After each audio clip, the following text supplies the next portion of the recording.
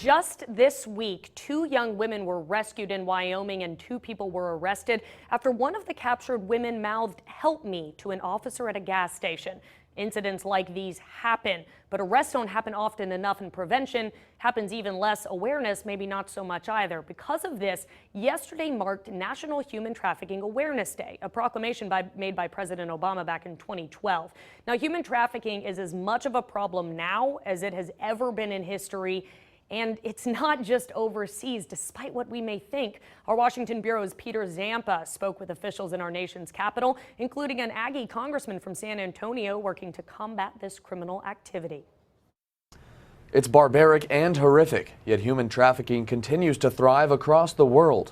The Department of Homeland Security is working to raise awareness that this is not just an issue on foreign soil. It's 2016, and there are anywhere between 21 and 30 million boys, girls, children in slavery. That's outrageous to me. Maria Odom works at the Department of Homeland Security and is the chair of the Blue Campaign, a DHS effort to combat human trafficking. We've been working to raise consciousness about the fact that human trafficking does occur in the United States in the form of commercial sex trade, domestic servitude, and forced labor. Last summer, lawmakers passed a law that makes it easier for law enforcement to bring human traffickers to justice. But Congressman Hurd says there's still a lot of work to be done in Washington. This is something that promoting the awareness of this, but making sure we're doing everything that we can to ensure law enforcement is working together to stop this despicable practice. Odom says her campaign is working with law enforcement training centers to provide advanced training for detecting and reporting human trafficking at home and abroad. In 2015, Immigration Customs Enforcement arrested more than 1,400 individuals for human trafficking. I think that there has been an awakening to the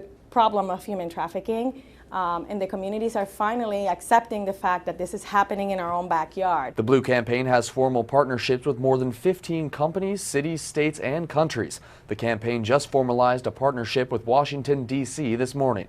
Reporting in Washington, I'm Peter Zampa. That's what's happening in Washington, D.C., but there are folks right here at home who are taking action on this issue, including Bobby and Dennis Mark. They run Redeemed Ministries. You're based out of Houston, but you do have a facility here. And you know what? I'm just going to let you tell us what exactly Redeemed Ministries does. All right. Well, we're a faith-based organization based in Houston, as you said, and we work with women who've been rescued by law enforcement and other organizations throughout the state and even throughout the country. We offer aftercare services for these women in the form of a safe home, and we've just recently opened a facility in Houston for law enforcement to bring women for assessment and stabilization. So this is specifically for women who have been working in the sex industry, including some who maybe have been involved in human trafficking? Yes, it's primarily designed for any kind of aftercare services these women need once they've been identified. Most victims don't know they're victims, and so it's kind of a gamble each time an officer has a contact with a woman. She may not know that, like the case in the story you told us now, that she was able to ask for help, but in most cases they don't know this, and so again, it's a big part of the process of helping communities understand how to identify this issue. And on a national level, we just heard a little bit about what's happening in Washington, D.C. to help combat this issue, but I'm curious, Dennis, what more would you like to see from the government in terms of how they're dealing with this? I think really helping the communities understand the value of what this information is for their communities, because I think a lot of people still don't really understand that it does happen in smaller towns. In fact, Bryan College Station is an area where traffickers can come and recruit girls for this type of work. And so it really needs to be aware of this kind of information. They've done an excellent job of creating laws that really go after the traffickers, but also the people who buy sex. There was a law just recently passed that if you buy a minor for sex, then you can actually face the same criminal penalties that a trafficker would, which would be life in prison.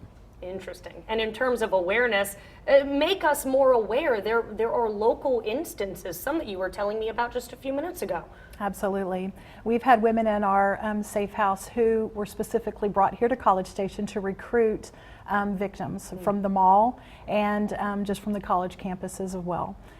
One of the young women who've recently been in our safe home, she was recruited from a college campus within the first week of her arrival there.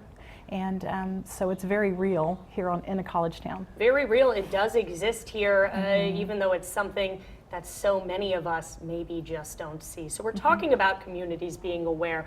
In terms of going even smaller than that, to the family, are there ways to help protect your family, to help keep you and your children safe from instances like this? Absolutely. I think really the heartbeat of prevention will start with the family. So it's very important for our children to be educated on what trafficking is and what the risks are, and then educated when they're on social media, the risks that are involved there, so that they can be on social media in a very safe way, to have all their privacy settings set appropriately, and to not accept friends who they don't really know. I love that you bring up social media. I feel like every day here we have another case of something happening on social media that is untoward or criminal. Can you get a little more specific for us about what parents should be looking for in terms of social media activity to help prevent things like this? Well, if I had a child who was in middle school, junior high, or high school, I would be actively checking their friends list. And you can, kind of do a little bit of a Facebook stalking, so to speak, so you can see what activities the friends are involved in, and just making sure that your child knows the people that they are friends with. And you can tell from a lot of the activity, a lot of the posts that the children are making as to what their extracurricular activities are. This is about awareness. This is about prevention. What is your main message to the community of Bryan College Station about human trafficking? What do you say to us? I would say the two things that are most important to this issue is not just awareness, but also engagement. So awareness to do smart engagement, so to be informed about the decisions we make with our families, with our communities, the cooperation with law enforcement, with church faith communities, things like that. So I think that these two go hand in hand. So it's about awareness, understand the issue, but also find out how to be engaged as well, as a community, as a business, as a church, as whoever. Before we go, we have just about a minute left. Redeemed Ministries, how long have you guys been around, and what sort of success have you seen? Give us a bright spot in all this. Well, there is hope, because everybody can do something. Right. And we've been around for about 10 years. We've had over 50 women come through our safe house, and we found that women who complete the program, we have a very high success rate. And success would be women not returning to the commercial sex industry and learning to live lives of independence. And so our success rate is in the high 80 percentile. So there is hope.